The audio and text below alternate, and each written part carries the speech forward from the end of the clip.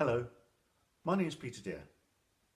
Before I start, can I just say thank you very much for allowing me to have your email address and giving me the opportunity to take a few moments of your time to tell you about my 3 steps to overcoming panic attacks. Now, panic attacks, of course, are a part of our body's fight or flight mechanism. Panic attacks are all about imagination, and it's about overcoming false information that our brains are feeding to us in order to pump our body full of chemicals and hormones to fight off a perceived danger. And obviously, when our bodies are full of all these chemicals and hormones on a constant basis, it affects our health and it affects our mental welfare. So how do we overcome this? You feel a panic attack coming on, or all of a sudden, quite randomly, out of the blue, you are experiencing a panic attack. Well, quite simply, all you need to do is to take yourself away from that experience, and we refer to it as grounding ourselves, because what you're going to get is these symptoms which are unreal, and you're losing that sense of reality. So all you need to do is to ground yourself. So of the 3 steps, step 1 is about grounding yourself physically. If I was to have a panic attack here while sitting talking to you in this chair, then all I would do would be actually to grab onto the chair and to reassure myself that I'm in reality. I'm in the here and now situation. I'm grounding myself physically. Now, if it's not convenient, obviously, or appropriate for you to be grabbing onto things, there are other simple ways we can do this. You could pinch yourself, or you could dig your nails into your hand. All sorts of ways that you could ground yourself physically. And in addition to that, an important part is controlling your breathing, because part of the symptoms of panic is panting for breath. We're trying to get oxygen into our bodies. But of course, we're over-oxygenating our bodies when we're panicking and we're panting for breath. So all we need to do is slow down that breathing process. Slow it down by simply breathing slowly in through your nose and out through your mouth. And if you can breathe in for a shorter period than you breathe out, say breathing in for, 3 seconds, something like that, and breathing out 4 to 5 seconds, that will slow down your body and make the oxygenation process far more effective. It will stop that dizziness, which makes you feel even more panicky. So grounding yourself physically, bring yourself back to reality and control that breathing. Step 2, one of the difficulties is that it's not real. And therefore our brain is feeding us all this false information and our imagination is working overtime.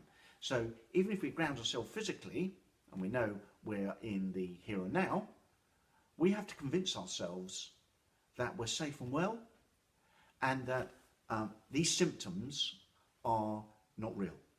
And we can do that by distracting our minds. So all we do is now ground ourselves mentally. And you can do that by either counting numbers, saying the alphabet to yourself.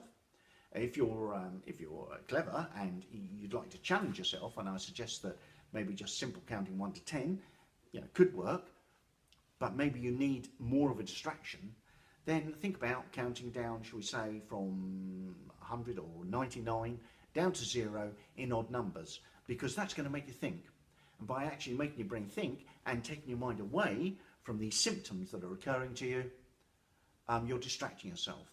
And you will then be able to overcome the false information that's being fed from your brain through your body and causing all of these symptoms. So you ground yourself physically, then ground yourself mentally, start counting down, 99, 97, 95, 93, 90, counting all the way down. You will never get to 0, I promise you. You will lose those symptoms long before you ever get to 0. Okay, so step 1, ground yourself physically.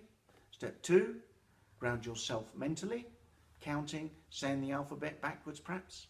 And step 3, finally, reassurance. Because it is only your imagination. It's not real. And you need to reassure yourself that it's not going to happen again. Or if it does, that you have the ability to overcome it. So tell yourself, I'm stronger than my imagination. I've now calmed down, I've controlled my breathing, I'm back into reality, I've overcome the symptoms being falsely fed to my body, I can be stronger than my imagination. And tell yourself that over and over again. Because what you have is a habit. And habits, just as they're formed, can be broken.